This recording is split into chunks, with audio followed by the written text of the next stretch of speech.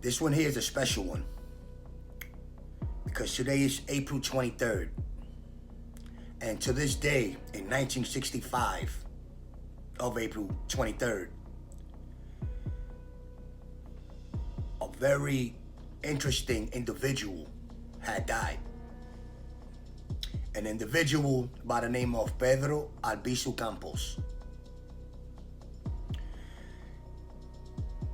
Now, the relevancy of him being on this page is without a doubt unquestioned.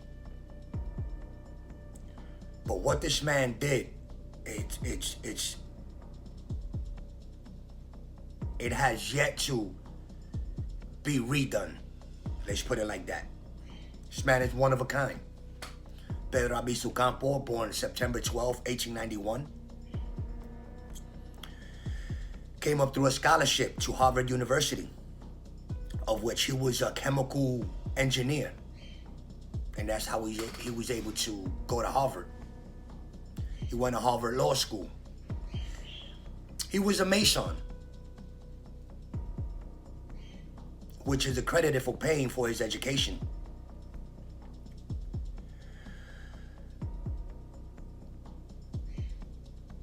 He was a World War I veteran, and he was fluent in 8 languages.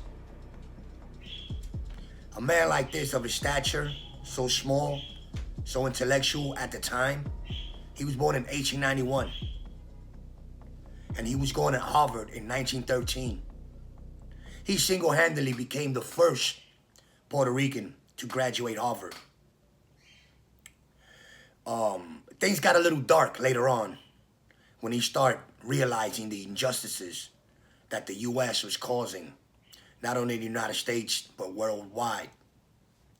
He spoke out a lot about these things since he also majored in political science, chemical engineering, international law.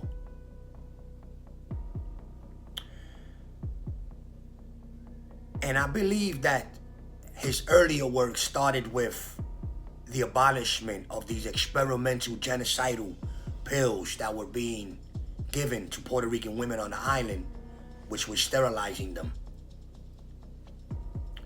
using them as guinea pigs, as is always the case. So I believe that's kind of what sparked his sensation of wanting to do something about injustice. But things took really radical turns with the COINTELPRO, which was led by J. Edgar Hoover. The COINTELPRO, the counterintelligence program, was single-handedly the strongest tool of bringing down all the revolutionists and all the conscience thinkers of the 60s. Not only did Pedro Albizu Campos die in 1965, but Malcolm X also died in 1965, only 2 months prior to Mr. Pedro. Che Guevara died in 1967 on October, of which Martin Luther King died in 1968. All of these key individuals had direct involvement with the COINTELPRO. Well, the COINTELPRO had direct involvement with them, keeping tabs, everything, every phone call, every conversation, every church meeting. You could not speak about going against the government then, especially in Puerto Rico. So Don Pedro, upon graduating Harvard, took on the cause of eradicating U.S. rule and U.S. tentacles on Puerto Rican soil.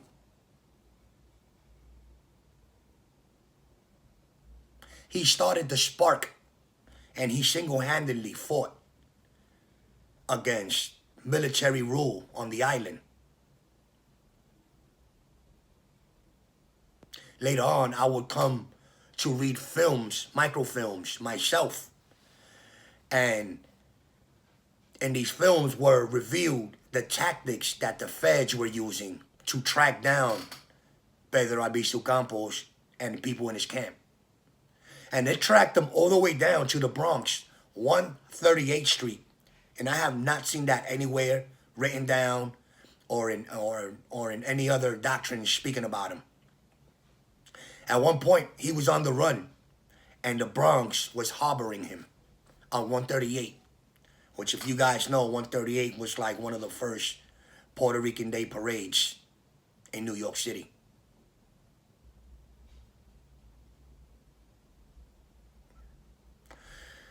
And it wasn't until his death in 1965 that people were realizing that the claims that he was having of his incarceration, of being tortured with radiation, has come forth.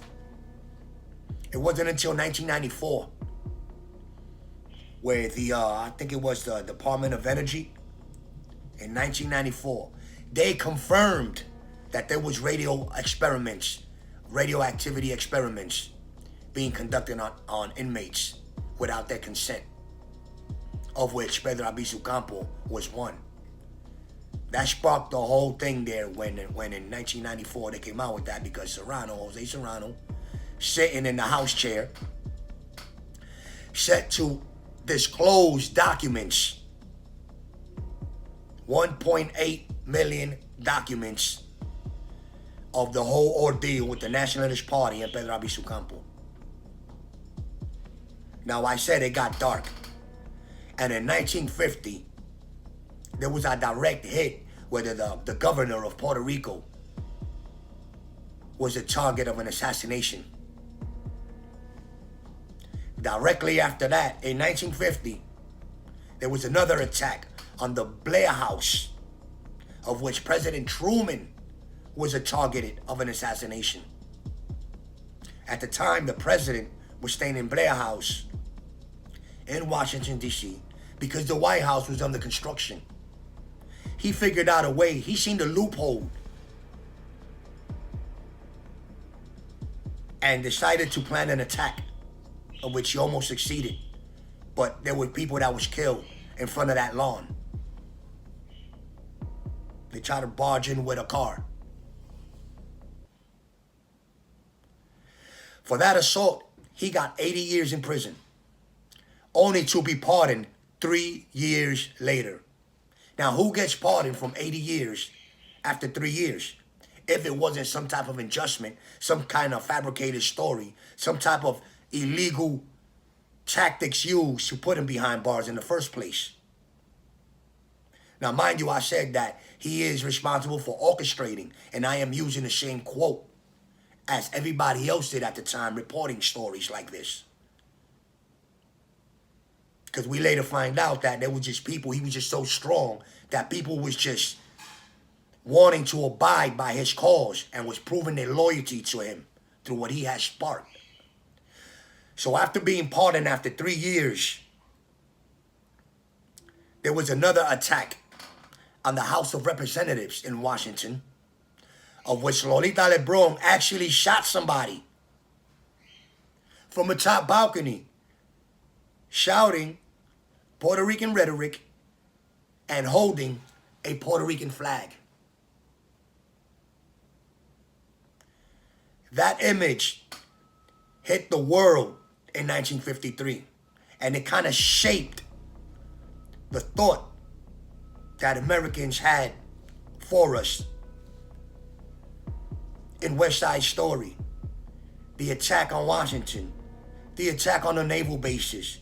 We were looked at as terrorists and not favorable by the Americans.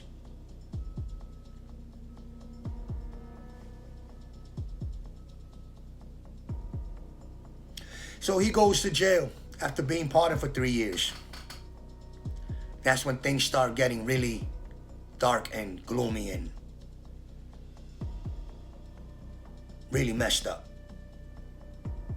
Because the same people that he was fighting for when he was fighting against the genocidal pills that was sterilizing our women in Puerto Rico, the head of that experiment, those departments, were the same ones that were heading the radiation experiments.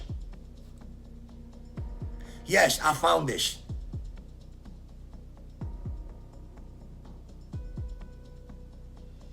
If that isn't a conflict of interest, I don't know what is. So the personal vendetta that Mr. Pedro Albizu Campos be first in line to get that radiation treatment. The results of that treatment, I will post a picture.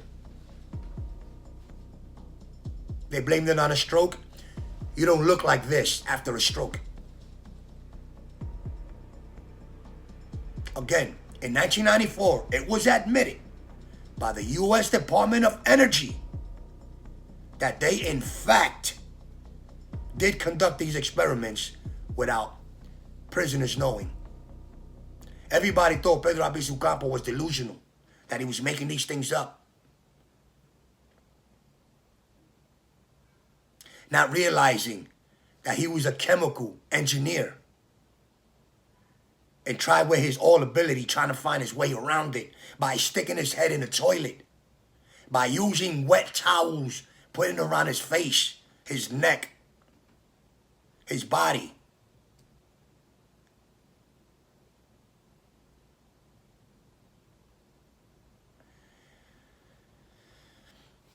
This torture. And the United States will sit here and tell you that torture is not indoctrinated or is banned in their ways. But they've always found a way to implement it when it came to prisoners of those deemed unruly.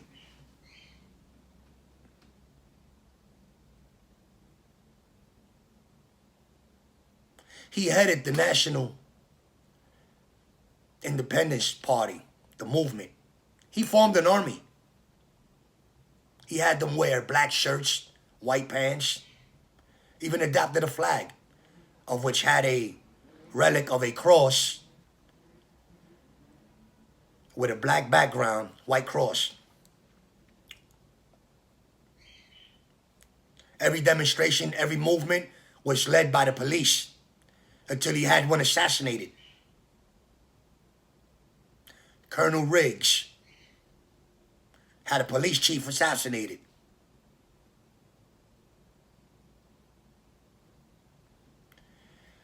Y'all could look up the Ponce Massacre of 1937. I'm not going to go into in depth of what these causes were, what these actions did, or what they led to. I'm focusing on the man, the myth, the legend, Mr. Don Pedro Albizu Campos, probably the most intellectual human being to the Puerto Rican people of that time, maybe even now. Who do you know is fluent in 8 languages? Who do you know that tied with the the valedictorian in Harvard, with a president only years prior? I think it was Theodore Roosevelt, had the same scores as Pedro Albizu Campos. You could look that up. I can't find that anywhere.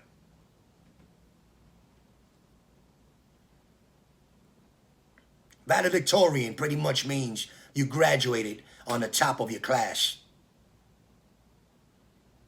And to tie with a president can tell you the intellectual development that this man had only in the early 1900s, when the world didn't even know what Puerto Ricans were.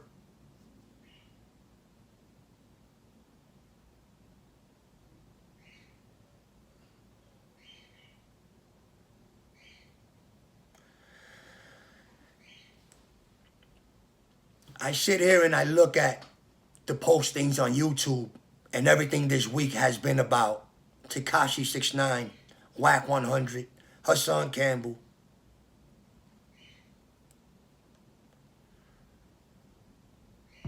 People is making posts about what they say about what people saying. So we have 3, 4, 5, 10 people accounts of what's been going on all week. And nobody points out to anything that's educational, anything that's inspirational, as what I just mentioned here. Don Pedro Albizu Campos. He is known as the apostle of the Puerto Rican independence movement. Because of him, we have the options to vote for our destinies. What I mean by that is, we all know that Puerto Rico is trapped between statehood and independence. Because of Pedro Albizu Campos' fight, and because of his cause, and because others took up action after him, there is now an option where the people can vote. What do you want us to come to for the next 4 years? Independence, statehood.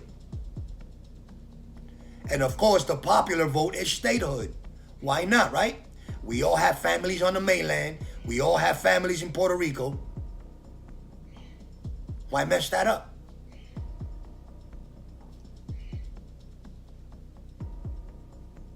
I mean, Puerto Rico can't be self-sustaining. The only things they have is probably the ports, the trades and tariffs, which is why the United States wants and has Puerto Rico in the first place. That is their place of business. Any barges, ships, tanks, everything goes through there. Before you check into the Panama Canal, you have to check in there. The biggest port in the world. Now, we can't forget the fact that Puerto Rico, the name Puerto Rico means rich port. So since day one, there's been an angle, there's been tentacles with his hands on the island because of its advantages that it has in stopping for shipping and trading and getting paperwork done before ships can commence and get closer to the United States. So it's more strategic more than anything else.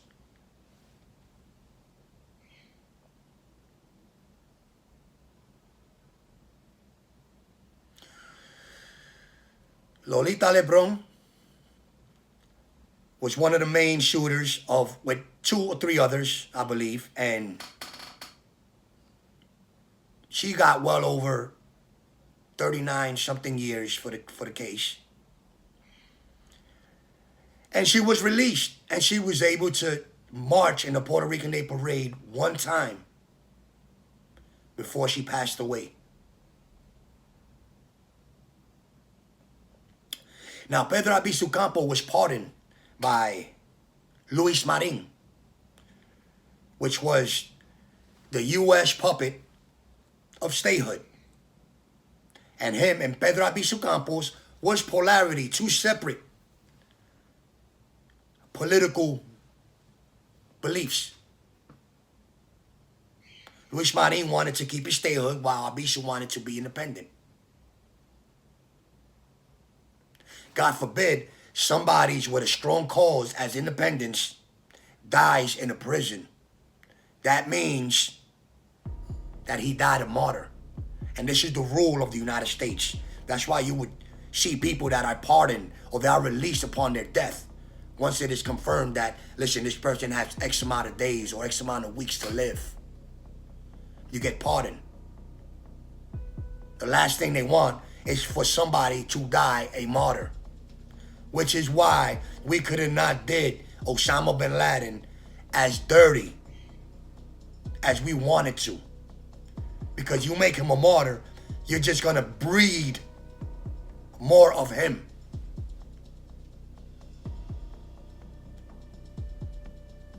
So Albizu Campos was released from prison, pardoned by Luis Marin. Again, he had a history of pardoning this guy. And it was only because the reasons Pedro Albizu Campos was in there was illegal anyway. Had no real thought. You guys didn't put no due process into how you was handling his cases. Everything was, oh, He's against the United States. Put him here. Give him that. Treat him this way. Injustice. So he was released in 1964, where he died 5 months later in 1965. Strokes were getting to him, and so was the radiation, which is causing these seizures and strokes. It's causing the man to go insane.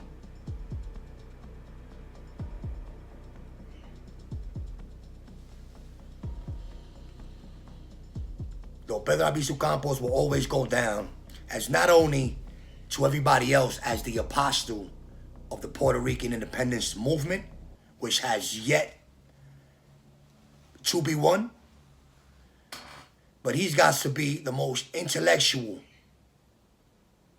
Puerto Rican ever to set foot on this earth. And he did it at a time where he had no advantage. He couldn't do this because he was Latin, because he was Puerto Rican. He was Masonic. He was in the Masons. This was a man of intellect, pure. And this is only of what we know about him. Imagine what we don't. Once again, I gotta thank Blue Boy for shining light on me and putting me onto these microfilms where I was able to follow step by step the movement, what it led to, where it came from, where was its direction. These are things that you can't see in books like War Against Puerto Ricans, Prisoners of Colonism. They're good books. They shine a lot of light on history. But some things you got to see on black and white.